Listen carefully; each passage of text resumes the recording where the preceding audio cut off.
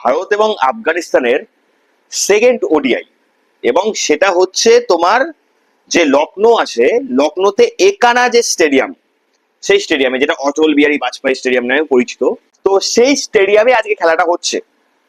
এবার আজকে কি সত্যি তোমার ইন্ডিয়া তাদের ওডিআই সিরিজটা জিতে যাবে, নাকি কোনো রোমাঞ্চকর কিছু ঘটবে, এবং ইন্ডিয়া টিমে হয়তো আজকে কিছু বদল হতে পারে?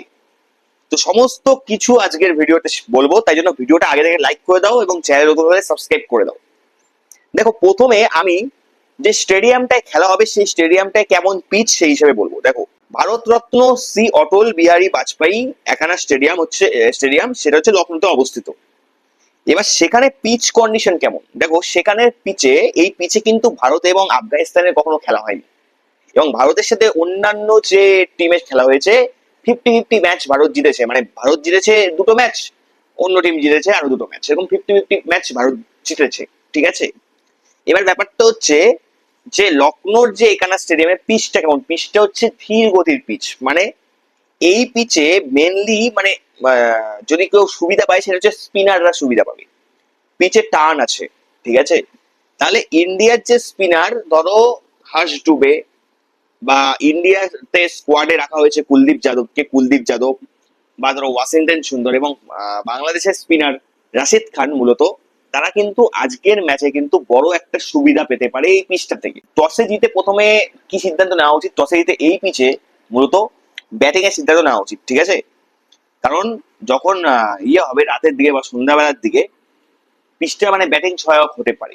এবার তার মানে যারা রান চেস করবে তাদের জন্য সুবিধা হতে পারে। তাহলে এই যে আজকের ম্যাচে রশিদ খানের যে স্পিন ম্যাজিক কি হতে আমরা কি দেখবো, বাস নাকি শুভমান গিল সিরিজটা নিয়ে চলে যাবে, মানে হোয়াইট ওয়াশ করবে আফগানিস্তানকে, কি মনে হচ্ছে তোমাদের?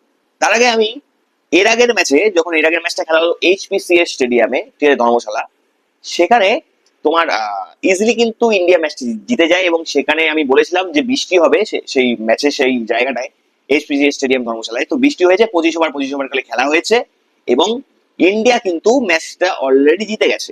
সেখানে অবশ্যই আমাদের গুন্নুর ব্রাড, তারপরে ধরো হর্ষ ডুবে, এরা ডেবিউ ম্যাচেই ভালো উইকেট তুলেছে, এটা বলতে হবে। কিন্তু এই ম্যাচে তোমার কিছু চেঞ্জেস আসতে পারে প্লেইং ইলেভেনে। এর আগের ম্যাচে কিন্তু ওয়াশিংটন সুন্দর, তোমরা লক্ষ্য করবে, অত ভালো পারফরমেন্স করতে পারেনি, 1 ওভারে 19 রান দিয়েছে, এবং প্রসিদ্ধ কৃষ্ণা কিন্তু কোনো উইকেট পায়নি।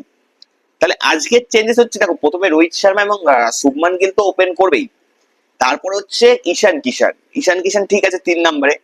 ঈশান কিষানের যে আগের যে খেলা হলো আগের ওডিআই ম্যাচে, সেখানে মোটামুটি ব্যাটিং ঠিকঠাক করেছে, মানে আগোছালো ব্যাটিং মানে বলতে পারি এটাকে।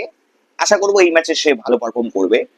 তারপরে নামবে শ্রেয়াস আয়ার, তারপরে নামবে তো KL রাহুল, তারপরে নামবে নীতিশ কুমার রেড্ডি আগের ম্যাচে 2টো উইকেট পেয়েছে এবং ভালো বল করেছে তো নীতিশ কুমার রেড্ডির সাথে হার্দিক পান্ডিয়ার একটা লড়াই তো হবেই, এটা আমরা পরে এই বিষয়ে ডিসকাস করব।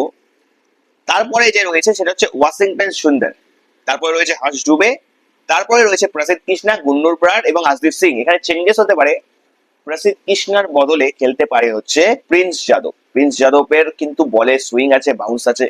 তো আমার মনে হচ্ছে আজকে 90% যে প্রসিদ্ধ কৃষ্ণার বদলে খেলতে পারে প্রিন্স যাদব।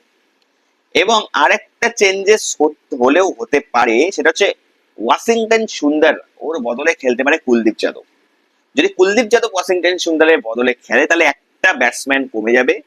রোহিত শর্মা, শুভমান গিল, ঈশান কিষান, শ্রেয়াস আয়ার, KL রাহুল, নীতিশ কুমার রেড্ডি, তারপরেই নামবে হর্ষ ডুবে, তারপরে কুলদীপ যাদব থাকবে, তারপরে প্রিন্স যাদব থাকবে, গুন্নুর ব্রাড থাকবে, আশদীপ সিং থাকবে। ঠিক আছে, তো এটা হতে পারে চেঞ্জেস। এটা হচ্ছে ভারতীয় প্লেইং ইলেভেন। এবার ব্যাপারটা হচ্ছে আজকের ম্যাচে যদি রোহিত শর্মা, এর আগের ম্যাচে তোমরা দেখেছো যে রান আউট গিয়েছিল, খুব দুর্ভাগ্যজনক, যে ভালো ফর্মে ছিল, ভালো ব্যাট করছিল। কোনো প্লেয়ার যখন ভালো ব্যাট করে না, সে যখন রান আউট চলে যায় ভাই, খুব কষ্ট হয়। তো রোহিত শর্মা রান আউট চলে গেছিল, তো যাই হোক, তো কি বলবো আর, আজকের ম্যাচে আশা করবো রোহিত শর্মা একটু দেখে শুনে খেলবে, একটু ভালো খেলবে, কারণ রোহিত শর্মাকে 2027-এর ওডিআই ওয়ার্ল্ড কাপের আগে ভালো ওরকম ভাবে ফর্মে ফিরে আসতেই হবে। ঠিক আছে, এবার বাদ বাকি আজকে আরেকটা খেলা আছে, সেটা তোমরা জানো যে ইন্ডিয়া এর সাথে আফগানিস্তান এর, এবং ইন্ডিয়া এ তে বৈভব সূর্যবংশীর দিকে আজকে সবাই তাকিয়ে আছে যে বৈভব সূর্যবংশী আজকে অন্তত ভালো খেলুক। ও 22 বলে 44 রান করেছে, তারপরে 13 বলে 21 রান করেছে। এই সিরিজে সে ভালো খেলতে পারেনি, ট্রাই সিরিজে, কিন্তু আজকে অন্তত দেখা যাক যে বৈভব সূর্যবংশী কেমন ম্যাচুরিটি দেখায়, আজকে অন্তত সে ভালো খেলুক। তার ট্যালেন্ট নিয়ে আমাদের কোনো সন্দেহ নেই, কিন্তু সে অন্তত আজকের ম্যাচে কতটা ভালো খেলে সেটা আমাদের দেখতে হবে, কতটা ধৈর্য সহকারে খেলে। আর আমি 100% শিওর বৈভব সূর্যবংশী ধৈর্য সহকারে খেললে সে 100% ভালো খেলবে টিমের হয়ে। যাই হোক, এটাই হচ্ছে মেন কথা। আর আজকে প্লেইং 11 তো আমি তোমাদের বলেই দিলাম। আর আমার মনে হচ্ছে আফগানিস্তানের সাথে আজকে ইন্ডিয়া জিতে ওডিআই সিরিজটা জিতে নেবে। দেখা যাক এরপরে কি হয়। এবং আফগানিস্তানের দলের রাহমাদুল্লাহ গুরবাস আজকে কেমন পারফর্ম করে, ঠিক আছে, অধিনায়ক যে হসরাতুল্লাহ সাইদি কেমন পারফর্ম করবে, এবং সব থেকে দেখার বিষয় যে রাশিদ খানের আজকে কেমন স্পিন হয়। তো এটাই বলবো। অবশ্যই আজকের ম্যাচটা তোমরা দেখো, আজকে 1:30 থেকে ম্যাচ হবে। এবং আজকের ম্যাচে কে পারফর্ম করলো অবশ্যই কালকে ভিডিওর মাধ্যমে অ্যানালাইসিস একটা ভিডিও করে দেবো। আজকের মতো ভিডিওটা এখানে শেষ করছি, তোমার সাথে দেখা হচ্ছে আবার নেক্সট ভিডিওতে।